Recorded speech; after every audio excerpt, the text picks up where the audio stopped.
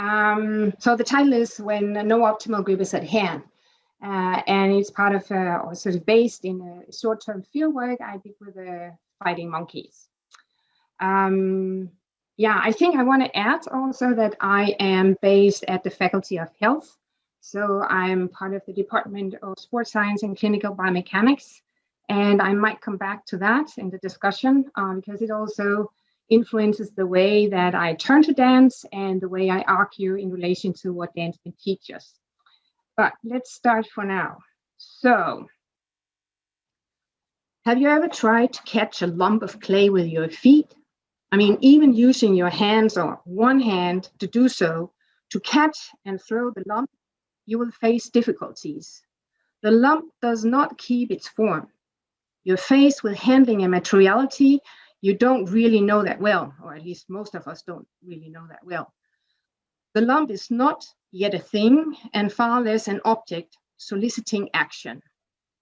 When I strive to get a good grip on the lump thrown to me, the clay slipped out of my hand.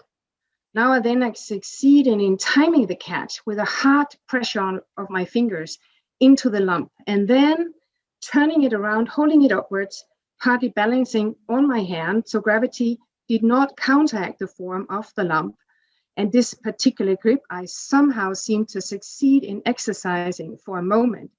And at other times the lump seemed to insist on slipping away and did not hold any form I could get a grip on. It fell to the ground where it connected to other clumps of clay laying on the big plastic mat we moved on.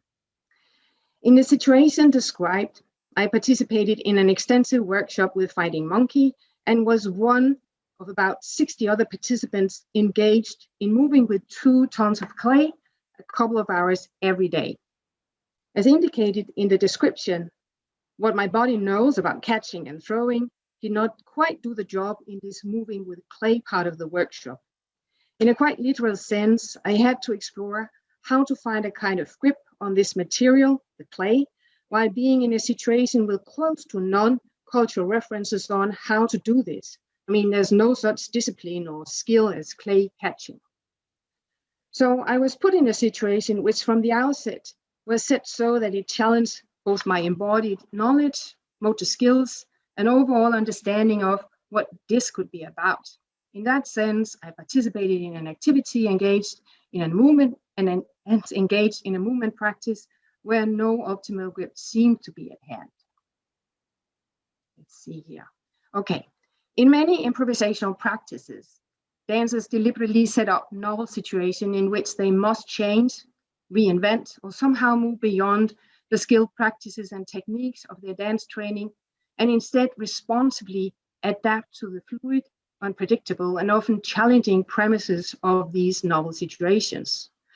Such practices are phenomenologically interesting insofar as they seem to be cases where grip consists not in achieving sure-footed mastery, but rather in exploring movement possibilities and capacities by skillfully managing failure. Like, for example, finding the right timing for pressing my fingers into a lump of clay. In this presentation, I explore some phenomenological nuances of this alternative way of thinking about grip by using the case study of Fighting Monkey and the task-based improvisational practicing which characterize their activities. So before moving on, let me first give you a brief presentation of Fighting Monkey and also contextualize the case in focus. I'll then continue focusing on Merleau-Ponty's notion optimal, or sometimes also referred to as maximal grip, and argue for an alternative way of thinking about grip by explicitly drawing on the analysis of selected activities of Fighting Monkey. So, the trend of natural movement. I mean, the short-term ethnographical fieldwork I performed with Fighting Monkey was originally motivated by cultural analytical questions concerning the way a seemingly new trend of physical activities targets and specifically refer to the natural capacity of our moving body. That is, originally I was interested in analyzing the trend of movement activities which pop up when you search, that is Google, natural movement. According to the profiles marking the trend, the approaches to movement and the activities offered present a counterculture to the kind of training regimes that, according to them, dominates us or society of today. So the pictures here are from some of the other profiles of that's Movement Naturel, hanging there on the clip, I forgot the last name, sorry. And then Ido Portal to the right, posing in challenging way of, posing in a way where he really shows how he can use his body in challenging ways. So I don't want to go into this, but this is where it came from, and just putting it out there. There was something tricky for me about which kind of body was referred to as a natural body. I'll just let the picture talk for themselves, and then move on to Fighting Monkey, because they were kind of related to this trend in the sense that it is the same group of people that seems to travel around and participate in the workshops offered by these profiles. On the other hand, they also seem to stand out because they offer something very different and much more related also to dance practices. So the originals, and let us shift slide here. The originals and creators of the different kinds of activities of Fighting Monkey is Josef Frisak and Linda Capitania. So based on their presentation of the webpage, Linda has a dance background in contemporary dance and gymnastics, and Josef also has a background in contemporary dance as well as an art degree on voice and movement, and he's trained, besides that, he's also trained in Chinese medicine. They also create performances, and that is stuff you can check out on their web pages and also on their Facebook pages. You here see a picture of Josef lifting Linda. The practices presented by Fighting Monkey are related to this trend, as I just told you, and these ideas of rediscovering, exploring, or developing the capacity of the body. As addressed by Josef, the motivation is, he expressed it this way: I like to understand and engage more in what human capacity and capability can be. I don't want to give you any tricks, but to make you more interested in life. Compared to the activities related to the other other profiles of natural movement, Fighting Monkey, as I indicated, stands out. So the activities they present are based on years of movement explorations and many workshops they have themselves invented, and many workshops, and they have invented and developed the activities themselves. So let me just, let's see if that is the next one. Before we see the video, and we will have a short change here so I can give you an impression of some of the activities, I just want to add also that the ideas and concrete activities are carefully addressed by also developing their own concepts. As emphasized by Josef, it is important for them to strive to go beyond the connotations of concepts somehow already in use, in between others, training, sports, or dance activities. The idea is to also conceptually open another approach to movement practicing. So activities are named, for example, zero forms, speed tools, practice balls, coordination, and so on. And they describe the ideas of their practice by referring to rootless roots, earthquake architecture, anatomy of injury, anatomy of events, and so on.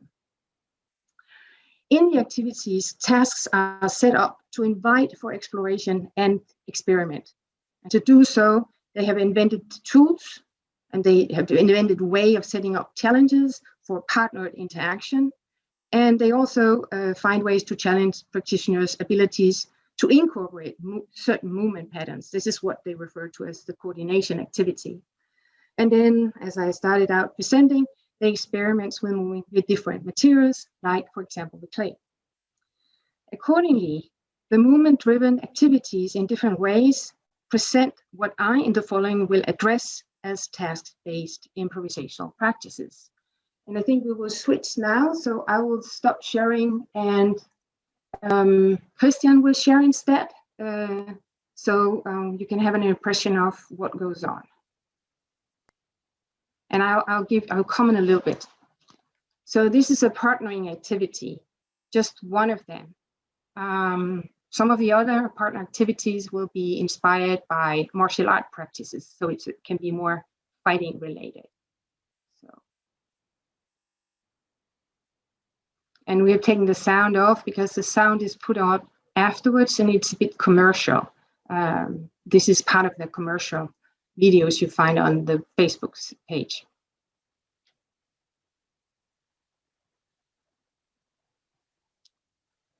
And then there's 3 activities. This is then there's a second activity.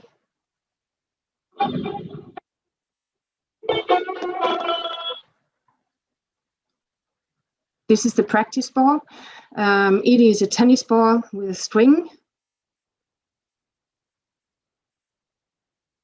And then you work 2 people together and you swing the ball, and the other person is then to move in different ways and to be challenged on how to move in relation to the different planes, different speeds. There might be more thing to take care of while you're moving in relation to the swinging ball.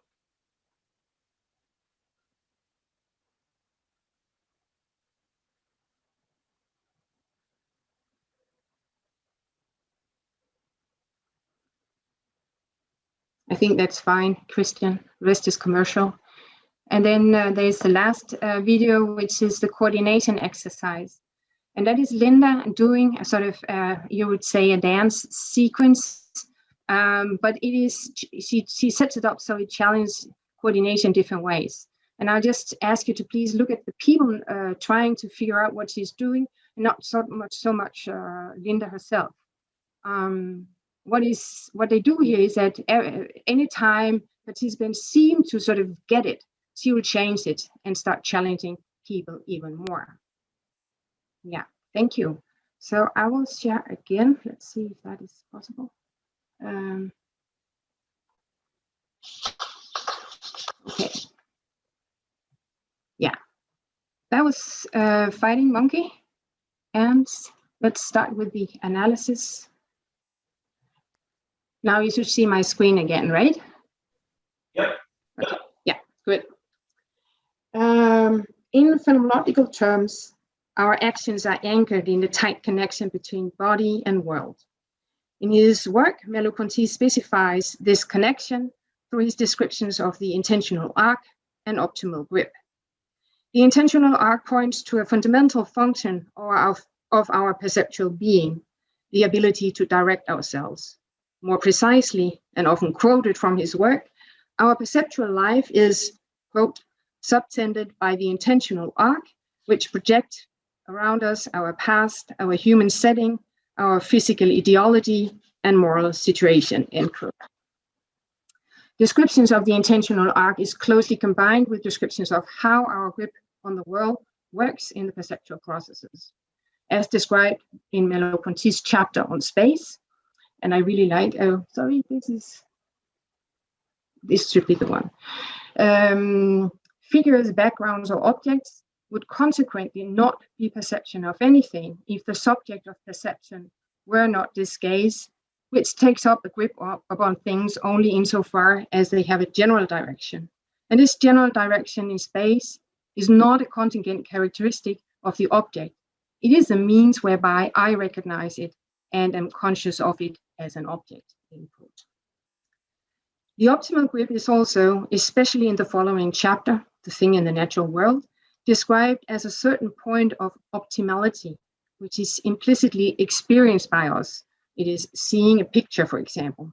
It means seeing the picture from an optimal using an optimal distance for visual perception, seeing a picture at the museum. Optimal grip can also be described as a built-in capacity or tendency of perception or the perceptual process.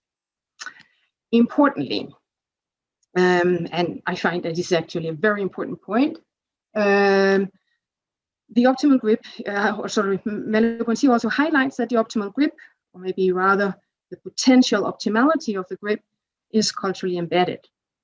That is, the right distance for visual perception of the picture at museums does not refer to some kind of universal constancy. Rather, cultural aspects are built into what sets our sense of equilibrium, here being at the right distance to the picture. As I find nicely expressed by Sean Kelly in an article from 2004, the optimal grip is a tendency, or more precisely, a norm around which all particular perceptions of the object are organized. So, accordingly, in throwing and catching, an optimal grip guides the motor aspects of the action on the condition of the culturally embedded and embodied knowledge of the agent throwing. Furthermore, actions never have a specific beginning and are hardly completed. I mean, this is a following point.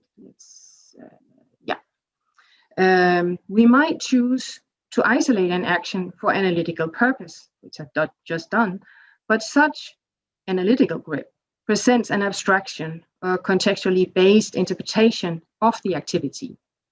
In the investigation of actual actions, we should keep in mind that actions unfold as part of ongoing processes, as these processes are culturally, or maybe rather subculturally, or contextually embedded. As recently emphasized by John Gallagher in his book on action and interaction, the context of the activities in focus will reflect some overall ordering of the actions in focus. And here I want to sort of add a small comment. So because I've used two terms here, both context and culture, and I suggest we think of context also as the specific circumstances central to how subcultural norms have importance for and play out in the actual practice in focus. So, insisting that context is interweaved with actions has quite profound impact on how we go on with the analysis of Hero Fighting Monkey, especially how the Merleau-Pontian descriptions of grip end up being put to use and explored in the analysis of actual practice. Let me exemplify the importance of context by critically turning, however briefly, to Hubert Dreyfus's interpretation and use of the optimal grip in his work on skilled action and competence building. In Dreyfus's work, the optimal grip has formed the ground for his description of how the agent responds to the solicitations of things and how the agent improves her or his ability to see what things, environments, others, or specific kind of interactions afford. The optimal grip, following Dreyfus, denotes the body's tendency to refine such responses so as to bring the current situation closer to an optimal gestalt, and present a foundation then, as I just said, for his description of how we build up repertoires of situational discriminations in processes where we become still better at mastering specific skills, like, for example, playing chess, driving cars, or playing tennis. The way Dreyfus makes use of the optimal grip seems to be ultimately bound to a progressive account of the body and its capacities. Gail Salomon pays a quite heavy critique on this Dreyfusian idea, and she grounds her critique of Dreyfus on her analysis of Mary Felstiner's biographer, describing her, that is Felstiner's, life with arthritis. Now, every morning, Felstiner must test her body externally in order to get a sense of the possibilities of her day. For example, if she can peel an orange or not. The body, as it is so to say, in the way for Felstiner, and has demanded her to find ways to come to terms with her lack of control. The implicitly effortless connection between aiming for a mug and getting an optimal grip on it to drink the coffee does not work, nor does the optimal grip and action connected to the way taken for granted in Dreyfus's work. Felstiner lives the optimal grip differently. Salomon emphasizes that the way the optimal grip is presented in Dreyfus, Salomon emphasizes that the way the optimal grip is presented in Dreyfus's, and I quote, relentlessly progressive model, end quote, is short-circuited because of Felstiner's bodily conditions. The context for actions in the case of Felstiner, the particular circumstances of the body, and her approach to actions, everyday activities, are totally different compared to the implicit or built-in criteria in use in the skilled action Dreyfus described. So the participants in Fighting Monkeys workshops are all competent movers. Compared to the case of Felsteiner, their bodily and embodied being privileges them to engage in activities where they deliberately challenge and push actions and skills to failure. They don't aim for being still more skilled at anything, so to say. The aim is to try out limitations, to try out possibilities not yet discovered. The idea is to experiment and explore as such, and not to achieve anything specific.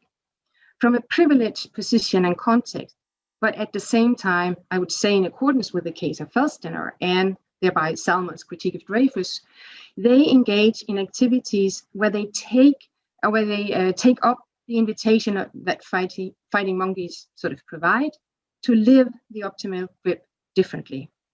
The activities of Fighting Monkey unfold on contextual terms that facilitate bypassing ideas and norms concerning progression. The Fighting Monkey task-based improvisational practices, so to say, break with the progressive model of developing skills as expressed in Dreyfus's work. Now, continuing the analysis, it's worth emphasizing that when using optimal grip to understand and analyze real-life activities, we ought to keep in mind that in the natural attitude, we would think of our grip on something, or grip on a thing as something we do to or with the world. So in relation to Merleau-Ponty's description of optimal grip, where he aims at giving a phonological description of how our experience of things is taken up by us in perception, it would simply be a mistake to say that just because I can't get a grip on the claim in a very physical sense, that I have lost sort of the optimal grip as such. I mean, the optimal grip is when I'm trying, sometimes not succeeding in trying so, not gripping the clay. It's not to say that the optimal grip, as described by Merleau-Ponty, is out of order. Rather, the optimal grip is in the catching clay situation, put to play on other conditions. It is in the compensatory effort invested in getting some kind of hold on the lump of clay that you see that the optimal grip is still at work. In her analysis of the Felsteiner's case, Salomon interestingly points to that the grip described by Merleau-Ponty is less a maximal grip and more described as an attenuated or soft or lost or loosened getting hold on things. And further, that any tightness of grip is, quote, a compensatory effort to stave off uncertainty, end quote. Following this line of reading, optimal grip is much more a strategy for managing failure, rather than describing a progressive structure for sure-footed mastery. And I find it, intriguing that when reading, especially the chapter on space in Merleau-Ponty's Phenomenology Perception, there are loads of examples on how Merleau-Ponty specifically addressed the agent's engagement in getting hold on things under challenging circumstances. For example, involved in different kinds of experiments, visual perception of things while wearing glasses that turn everything upside down, seeing things through mirrors and stuff like that. So Merleau-Ponty presents situations where the agent's everyday mode of absorbed coping, so to say, is out of order, and optimal grip guides the connection to the world to put things right again, and in this way to get hold of things anew. The point is that exactly in these situations when we are at risk losing control, the optimal grip is at work and enlivens our connection to the world. In that sense, catching the lump of clay, my grip on the world is invested anew, or in Salomon's words, our deep entwinement with the world is sometimes best seen in exactly those moments when grip as a physical capacity is diminished, thus suggesting the insufficiency of grip as an apposite metaphor for worldly engagement, end quote. So instead of closely binding optimal grip to absorbed coping of that goes on in our everyday activities, we might, or maybe we should, be much more attentive to how the world also grips us. That is, to those moments when things, physical interactions, materials, environment, and so on, challenge our ability to act as usual, or when we let them challenge our ability to act. So to be very concrete in the, let's move into here to exemplify this. I mean, in the case of Fighting Monkeys activities and the videos you just saw, I mean, Linda gives in to let gravity have a grip on her body as she falls in different directions to be caught by Joseph. Materiality sets a premise for how we can move, for example, the clay situation, and the practice ball swinging sets up spaces for movement and the timing for how these spaces are left open for movement. You can say that in that sense, we participants let facticities of the world set premises for their actions anew. Yeah, so we would need this one also. I think I'll stop a little bit here, and then if it's okay, Christian, I'll go on 10 minutes still, because this is kind of the first take-home message. This kind of phenomenologists can learn from taking a closer look into selected cases here of a dance practice by Fighting Monkey. So I think that is, I like to think that this is important to my work, that I want to sort of continue a kind of a constant dialectical involvement. So I would say that the other way around is just as important. How can such phenomenological sort of closer description of the activity help us better understand the practices for the benefit of the practice? So I'll just sketch out sort of the idea of that part of the argumentation in sort of 7 minutes. Now, having this understanding of the optimal grip in mind, let's then try to ask now what actually goes on here. What do you learn? I mean, what do you gain? And the argument that I will pursue is the ability to engage in the task-based improvisational practices of Fighting Monkey demand that participants are successful in participating in the experiments. They need to be successful in letting the world taking a grip of them. They need to be attuned to taking the risk, attuned to try out movement interactions and so on, explore possibilities and possible possibilities, and expectably also of being aware of new kind of bodily sensations. So looking a little around, you would see that, let me start again.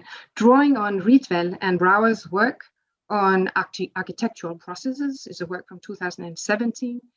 They suggest that the architects also involve sort of a tendency towards an optimal grip on the process.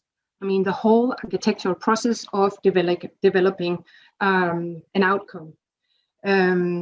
It's central to their analysis and argumentation that they analyze the whole complexity of actions in process. So it's the whole process of, the whole architectural process. Let's say here, I think I'll just keep with the text here. They develop Merleau-Ponty's description of the optimal grip this way and make aware that the agents in focus, here the architects, also experiment and explore perspectives. For example, they switch perspectives and tools in this process. And they argue that an optimal grip, there's the implicit sense of equilibrium that sort of guides the process, is a kind of optimal grip on processual levels. Now, let's just for a minute focus on the practice ball here. And let me remind that this is an activity where one participant swing and the other one try to move. And of course, there is an optimal grip in visual perception, and that involves anticipating the speed of the ball, moving, and also placing yourself in the right distance. That is, an optimal grip here involves a close combination of visual perception and sense of placement, you could say.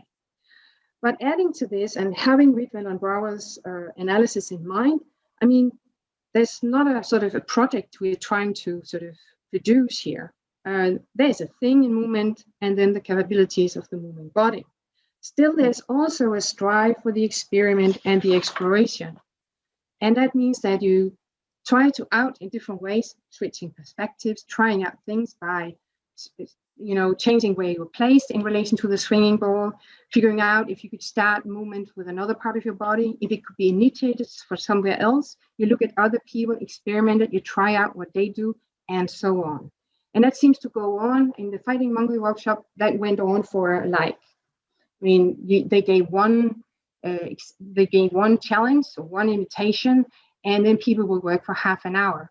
And just to compare, we tried to do it with our students here, bachelor students, and they were not trained in improvising.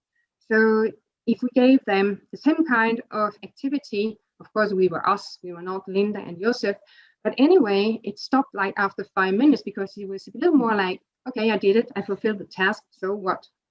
So, I mean, the whole way of being attuned to striving for experiment and exploration seems to be a way of going into the process that should be appreciated, is the point here.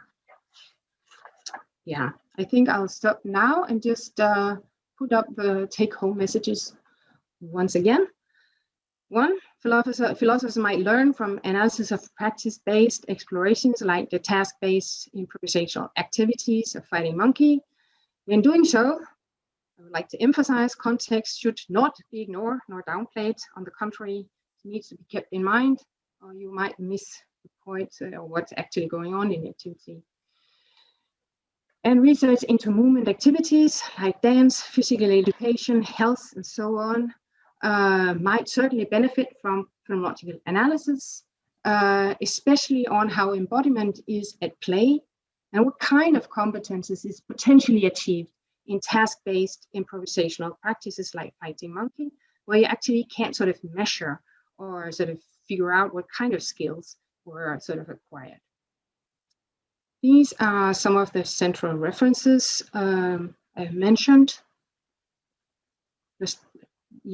And these are the web pages I have drawn pictures and the short sequences from. So thank you for your attention. And then I should share. Okay, yeah. Okay, wonderful. Thank you. Let's give Susanne a big hand. That was really interesting. Very nice. Okay, so just as a reminder, if you have a question, first chat me personally in the chat. You can either just send me the letter Q, or you can write question, or you can write out your question, but either way, send me directly, and then I will go down the line here. So I already have a question here, and it's from Petronella. Hi. Thank you. Hi, Susanne. Hi, I think this is really interesting and intriguing, and I'm trying to formulate the question, but I just wanted to, I mean, the idea of understanding improvisational like movement and dance through the notion of optimal grip, I'm sort of struggling to understand how this notion is transferred to that situation, because I mean, it's intriguing because I sense that there is something there, but I can't completely see it, because with the optimal grip with vision, it's so clear that you have, well, there's one point where you see the painting, let's say, at the best, with the best light and at the best distance, and maybe that might vary, but with the improvisation, it seems that this optimal grip would move and displace all the time, or it should be somehow in different places. Or I'd like you to develop something a bit on that, if it's possible. Yeah.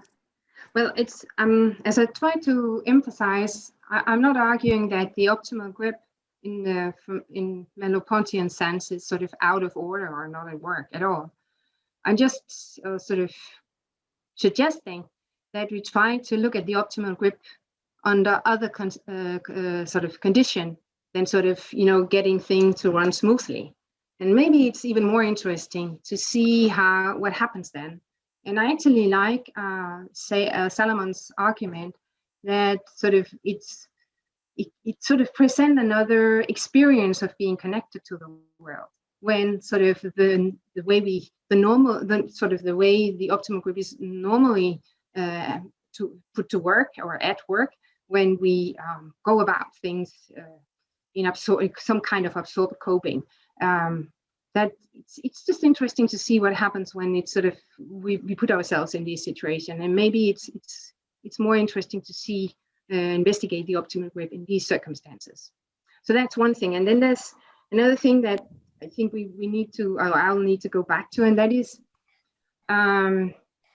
there's something about figure ground construction in the optimal grip and the way it's described in Merleau-Ponty, and that can be what you're sort of directing your questions towards. And the description about the blue carpet and how the blueness and the carpet, you see the carpet and the blue color, it's the same blue carpet, no matter how the light changes. So that is also a discussion of the optimal grip, this kind of constancy that comes with the perception of the blue carpet. And I'm not quite sure what to do with that. So I mean, it's like taking that aspect into consideration. I don't know really what to do it when we start moving, because it seems to me the way it's presented in Merleau-Ponty is so much or so connected to visual perception.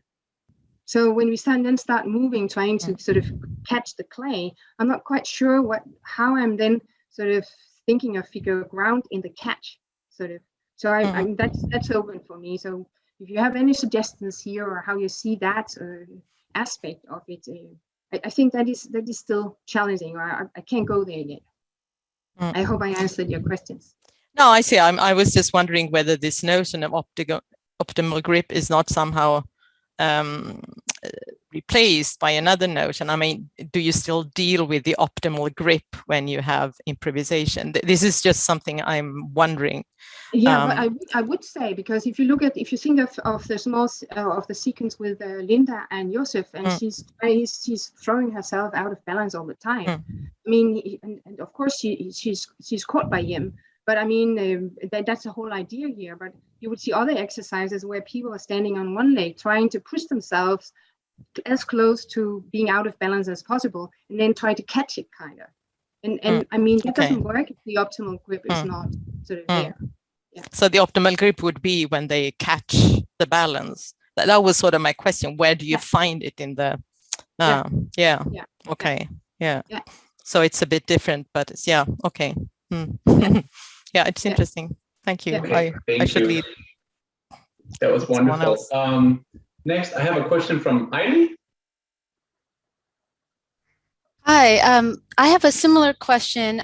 Less on Merleau-Pontian grounds, and more just how far would you like to extend the metaphor of optimal grip? I find it really fascinating because it seems connected to the classical pragmatist idea of fallibilism, and the idea that what is optimal is always going to be imperfect, is always not going to be absolute, is always going to be moving and changing as the live organism moves and changes in an environment. So I find this really exciting, those possibilities. But then I found myself thinking, do I have an optimal grip on this presentation? Can we have an optimal grip on a philosophical connection with another person? Can we have an optimal grip on our lives, our personal lives? Can we, how is this really about embodiment and movement and perception while doing that with other objects and other bodies and other obstacles, and kind of maybe a Persian sense of like something that comes at us with a secondness that we have to overcome in some way through interpretation? Or is it something that could extend to things that don't involve embodiment? Or have you not thought about that yet? Well, I think as far as I hear, you asked two things, and the first thing, as far as I understood you, is the grip really optimal? Is that the sort of proper notion to use? And I'm not sure. It's very deliberate that I use the term optimal and not maximal, because that really disturbs me, maximal. So I mean, it's a relative term, optimal, and what I didn't touch upon here in the section I took out is there's also a particularity to it. I mean, the Felsteiner body sees a particular body, and so that also come into play in these things. So that is one thing, and now I forgot the other one. Can you repeat a little bit? Sorry. Oh, yes. So I'm all for an optimality that's not maximal. So that's fabulous. I guess I'm wondering how far the metaphor would extend, and whether we could say that it could apply to everything we seek to have a grip on, or what things it might be limited to if it wasn't everything. So, like, for example, I mean, now I'm drawing also again on Ritwell and Rauer's article, because they argue that they also, in the process, they also involve people, things that are actually not present. So it's a knowledge of things being there and potentially being activated somehow if they go for it.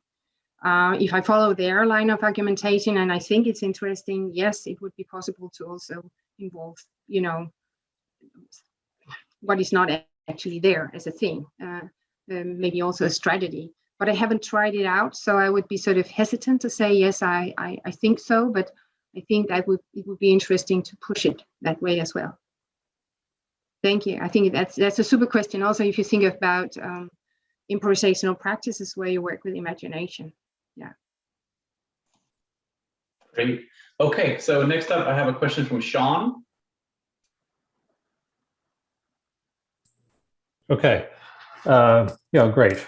Just in response to this last piece, I think it would, in fact, extend to more intellectual type processes. If you think of things like when you do math or when you try to solve problems, the skill is involved. And if you think of it in terms of skill, then there's a skill can give you a certain perspective on the problem or on the particular thing you're trying to deal with. So it seems to me that optimal grip could apply there just as well. In any case, Susanne, your idea that we should think about optimal grip also in terms of how the world or how the context, cultural factors, and other types of processes grip us. And that has to be kind of brought into the process. I like that very much. And I'm thinking that the kind of critique that you were looking at, the critique of Dreyfus, of course, there's an older critique of Merleau-Ponty that come from people like Iris Marion-Young and Frantz Fanon, talking about a body schema, but it could be applied equally, I think, to this notion of the optimal grip in terms of social and cultural factors that enter into everyday life, but also would enter into performance. So there are, seems to me, social, cultural, normative type constraints that are placed even on the dancing monkeys performance that will, in a certain way, shape what can be defined as the optimal grip in any of those situations. So I don't know if there's a question there, but no, I think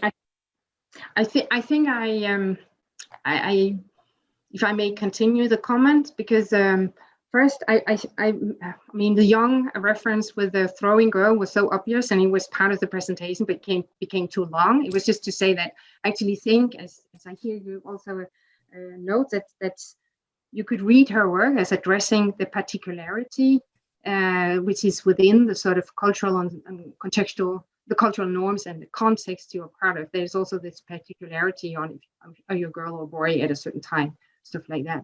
So I think that comes into it. And then the other thing is, I mean, I presented Fighting Monkey in their own words in the beginning, and that was important also to pay my respect to Fighting Monkey, because they developed their own material, and I want to respect that in this setting. But that is a context for the practice, and it's not everything they say about the practice, which I might agree on. I might have another interpretation. Said otherwise, the saying they have of the practice is also a practice of the practice. in a way. So you of course need to be aware of that when you do the sort of the ethnographical field work. I didn't touch on method at all. So I just went into the analytical part. And one thing that you could sort of argue against what I just presented is, well, but you say they don't really they don't train at being good at anything. Is that totally correct? I mean, isn't it so that to a certain degree, they start to be attuned to this so much that some of the participants are actually better at this than others. They are used to sort of using their joints in these awkward positions and so on. And that would sort of resonate, I think, some of the nice analysis you find of Gaga improvisation, where you would say there's no technique, but and I'm sorry, I simply forgot who helped me. If anyone can remember, there's this nice work analyzing Gaga work. And the point here is that, well, there's no technique, but it doesn't rule out that there's a meta technique. So back to what you said, there's some restrictions from society, et cetera, but they also, of course, put up a framework for how they work fighting monkeys. So it's not sort of then in that sense in any way completely free. It is also in a meta level related to sort of what is considered more skilled or a better way of participating. Of course, that goes into the complexity of the analysis. Yeah. Great. Yeah, thanks. I just have one very quick follow-up, and it's a kind of a slightly different point. I could only see the fighting monkey clip very quickly, so I couldn't tell. Was it looked like the female was just kind of being almost totally passive in terms of the way she was falling or so. But I'm wondering if there were any cues that she was going to give her partner as a strategy for catching her. No, not in this one. Not in this one, and there would be different strategies. In this one, the one is very passive, and it's sort of taken up by the other.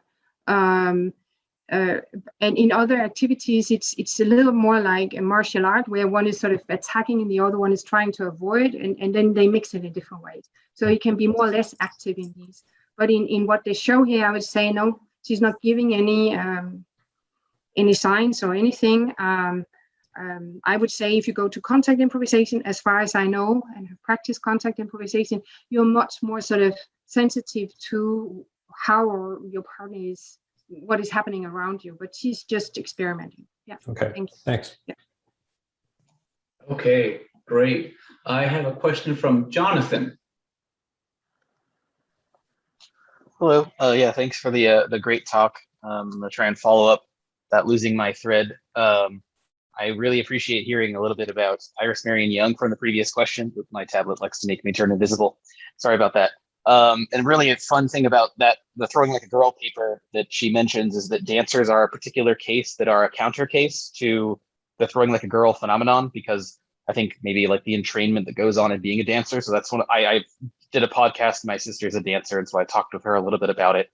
But my question is a little bit more about sort of maybe some of the earlier thoughts were pushing back against the sort of Merleau-Pontian framework. And I was curious about if a way to approach this work would be to look a little bit past Merleau-Pontian phenomenology towards phenomenological cognitive science. It talks about like action perception. And then another sort of idea, since Joel's not here, but Japanese philosophy, there's this notion in modern Japanese philosophy called action intuition, and the philosopher Nishida Kitaro, Koitaki Chokan. And it's this idea that there's first of all, perception doesn't precede action. So if you have a phenomenological theory that sort of hyper focuses on the perceptual elements, in reality, sort of maybe like what Aili was talking about in terms of this sort of pragmatist framework, there is only the sort of like embodied perspectival exploration. So that action / perception sort of co-occurs at the same time. And that means that if you have a problem with like, oh, this is a too perceptual perspective, well, there are ways of looking at that as a form of action and reaction, which would then mean that acting and gripping is a part of knowing how much you need to grip. So when you start gripping, you can discover in ways like how much grip you need, and you can fail at that. But that's sort of like that takes away I need to be in my head. And so the intersection of all of those things, Japanese philosophy, phenomenology and pragmatism. So the philosopher Nietzsche de Kitaro is often compared to Merleau-Ponty and might have resources specifically with aesthetic sort of like the sort of dimension of experience of like Merleau-Ponty's work, but a little bit more on the sort of action perception, action intuition, non-dualism. So I wonder if that's a direction that this could go. But yeah, thanks. I really, really appreciate the talk. And I want to hear more specifically about dance and philosophy and cognitive science, because I don't see that enough. And I'm really glad that this is going on. So thanks. Okay. Thank you, Jonathan. I think I talked to Joel at a certain time, and he referred to this Japanese, the action intuition. That was a Japanese thing, right? So I'll definitely bring that up when I see him next time. I was just considering, and might be, let me know, Jonathan, if I get this right, but the way I read sort of the inactive take or inactivism and the description of interaction, I actually see those descriptions as especially, Di Paolo and De Jager, the group down there, sort of emphasizing that it is not sort of action-reaction, it is sort of a much more fluctuating process where sort of the inaction or sort of interaction settings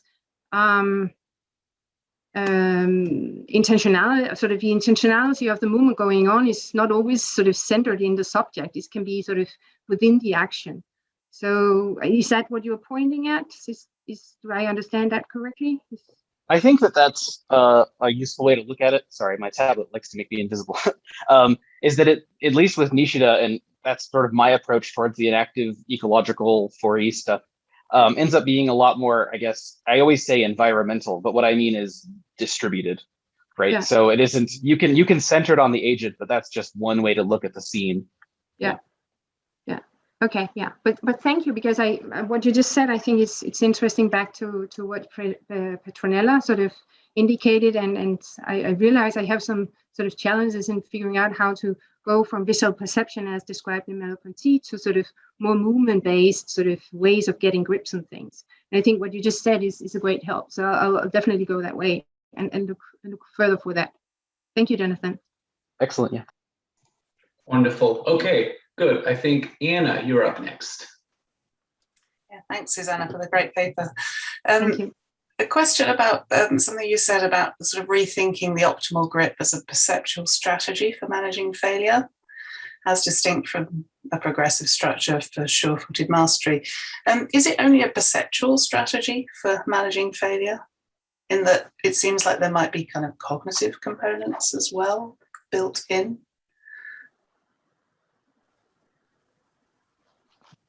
I would say yes, but I haven't, you're right. I kind of stayed very closely to Salomon's critique on this. And I think that's a good point, that could be sort of further developed exactly on that point.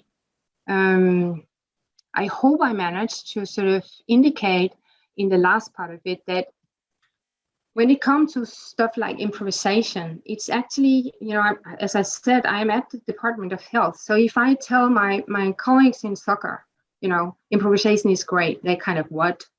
So it's like, and if I talk to rehabilitation, it's like, improvisation, you should think differently, because there's something, if you sort of approach it with a more improvisational based idea to things, you might change things, and they kind of, So and this idea is something I worked on a couple of years, sort of turning things around, sort of arguing for improvisation. But to do that, I actually need to be much more precise on what happens here. And that's where I think phenomenology can help me sort of address this. And what I hear you say is actually also sort of targeting or helping me on the same sort of page, saying this should maybe also be on the cognitive levels. Yeah. Did I hear correctly, Anna Peg? Yeah, no, I don't really have any answers. It just strikes me that the people that we've seen on the video are developing kind of motivational attitudes to what they're doing, as well as perceptual capabilities in terms of perceiving what others are doing and how they might respond. So maybe it's a more holistic strategy that's implied by that, rather than a merely perceptual one. I'm striving a little bit to find the right way of describing what happens, what you refer to as the mental attitude. So I addressed it as a sort of attunement to the situation, or sort of attunement to being a good participant. But maybe mental attitude would be a nice way of addressing it as well. Yeah, motivational attitudes. Or I mean, I guess it also depends on what kind of concept of perception you're working with, and there could be more. Yeah. No, but that part is definitely in process. So this is nice. This is great. Yeah, thank you. Good. Okay, so we have probably time for 2 more questions, just because we ran a little bit off schedule. So I have a question from Ricardo.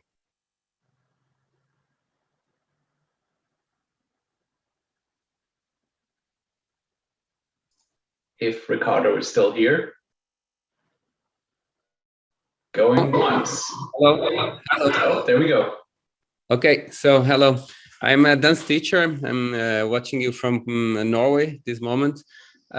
Interesting thing.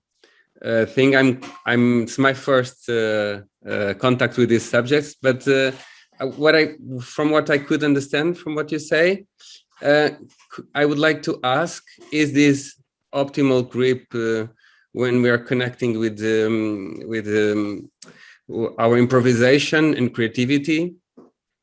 It's when I try to connect, what is the optimal grip? Isn't the old creativity in dance, in my dance context, good? When I was trying to understand, to me, optimal grip would be when my movement is aesthetic and it connects to the music. So it has some correlation with the music, but I don't know if it's what you're talking about, if it is optimal grip connected with it. Well, I think definitely you could put that into the sort of equation. I didn't touch on the aesthetic aspects. I only touched on sort of the experiments going on. So yeah, so I'm not sure exactly what to say here, because I mean the other works I've done on improvisation, it seems to me that different artists put sort of the aesthetic give the priority to the aesthetic aspect or the expressive aspect. They work with it quite differently. So I think first thing for me would be to know what the actual sort of practice, how they think about this in relation to the improvisational activities that goes on. So for example, Kit Johnson, which is a performer, Danish performer I've worked with over several years. I know she works in a way where she would simply go into the improvisational process and never have any consideration about the aesthetics that could come out of this kind of investigations that she engaged in before creating a performance. And then afterwards, she would look at everything from on a video, and then she would start picking out what she wants. So in that sense, that is totally divided up. And I'm sure there are other ways of improvising where you're much more aware of how this fulfills certain criteria. I'm thinking out loud right now. So the best sort of example I can come to think of is dancing tango, where you have certain patterns of figures and there are certain ideas of what is a good way of dancing. And I think you're measuring up, yes, in these sort of situations, you would kind of have this evaluation going on yourself at the same time. And yeah, that would be intertwined in these situations. I would definitely say so, yeah. Yeah, so you would say that the optimal grip could be related to what is aesthetically nice, and maybe I would add what feels good, because when I'm dancing, I feel that some movement makes sense to the music and others don't. Despite they are both aesthetical okay, some movements feel good. They make sense there. Yeah. So yeah. Maybe optimal grip is very subjective concept, but also, of course, under the cultural of that dance. For instance, tango has to obey certain rules and there's some aesthetics. No, just to emphasize that the optimal grip is a tendency as such, and that tendency is sort of culturally embedded, and also, in that way, also contextually embedded, and that also is part of a context. And what you just described is a specific context where the aesthetic has really means something. So of course that means something in relation to how you would sort of the tendency you sort of live in the optimal grip. But still there is a space for creativity, and the culture of tango, for instance, is evolving and changing every year. So the creativity has some space there, and new movements but I think Ricardo, you're then now you start pushing it towards something else. So we would need to figure out what is meant by improvisation in relation to creativity. And I would say, I mean, right now I would lean towards Tim Ingold and his work on improvisation, and say that improvisation may be more the sort of the process, and creativity is when you sort of evaluate what is a project, what comes out of it. So I would put that a little bit aside, the concept of creativity in relation to dance, based on Tim Ingold's sort of way of combining these. There could be other ways, but yeah. Okay, wonderful, thank you. I got 2 more questions in the queue. I think hopefully we'll have time for both. So I have Jedeminas, sorry, I butchered your name again, my bad. I'm getting better at it. Thank you, Christian. Gediminas. I get a minute. Getting better. Very thought-provoking, and I was trying to find various ways also around questions, and I was just wondering how to deal in this situation. Visual perception is clear, and you say that there is all more or less agree here. But then when it comes to the corporeal, so I think first there is dimension of kinesthetic empathy, because this is between 2 persons. And I think what Anna also asked about this motivational or anticipation, the whole platform of kinesthetic empathy must be there. Because it's not just gripping, I don't know, an axe or a thing. So and then it seems that the concept is also somehow including the configuration of my own body as well. So it's really partnering then. So I'm also wondering whether this concept of grip is not slightly misrepresenting the whole situation, and maybe we should be going for other concepts. Although it's very nice, we've got something that has been thought through, and the metaphor can stretch a little bit. But yeah, that's maybe you can answer about empathy and the personal dimension. Thank you. Yeah, no, I mean, yeah, maybe you're right, and we should sort of get rid of that metaphor or the grip. I was when I was reading selected part of Merleau-Ponty the last couple of weeks for this, and just look for when does he actually use the word grip, and it's surprisingly a few places. So there might be better ways of sort of getting around, or better way of describing it. I agree. So I would definitely take that sort of challenge up and see how we. I will continue my comment. It's a very obvious feature of Merleau-Pontian thinking is metaphoric, and if you compare that to the, let's say, originator of the thought of optimal in visual perception, it was Husserl, and in Husserl wouldn't go with all these metaphors. So the thing and the empathy, and he would put everything into boxes to try to. Yeah. So that's also a style, you can say, of the philosopher. Yeah. So that's also the way how you choose concepts. Yeah, I think maybe I mean, back to some of the stuff that I answered to Petronella's questions, that I think there's a challenge here on how to take the description that Merleau-Ponty sort of offers in relation to sort of the constancy of perception, where the optimal grip is at stake. I mean, the blue carpet. How does that sort of how do you work with that idea of optimal grip when it comes to movement, as you just referred to? I'm not immediately totally convinced that this is kinesthetic empathy, but I admit it's worth looking into. But there's something here that is intriguing to me. But this also touch lot on Marcinus Johnstone's work and how to sort of find a way to use that work or part of the work maybe, or take it revise maybe in relation to dance improvisation. If I could just add, we have Simon Höfting and I have an article coming out right now on certain aspects of this on improvisation and related to Marcinus Johnstone. So yeah. Okay, thank you. Looking forward. Good. So I looked through the chat and I realized that the last question was more of a comment. So Ailey, did you want to ask it as a question, or are you good? Oh, no, I was just asking in the chat for clarification of something that was going on, and I got it. Thank you.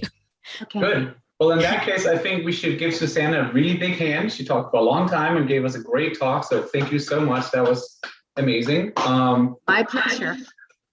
That's actually it for today, since Joel is not here with us. So make sure you go out in the world and stretch your legs and do some improvisation. And we'll be back again tomorrow with more conversations that should hopefully be just as enriching. I'll leave the room on for just a little bit if people want to chit chat. But otherwise, we're all set for today. Thank you so much, everyone.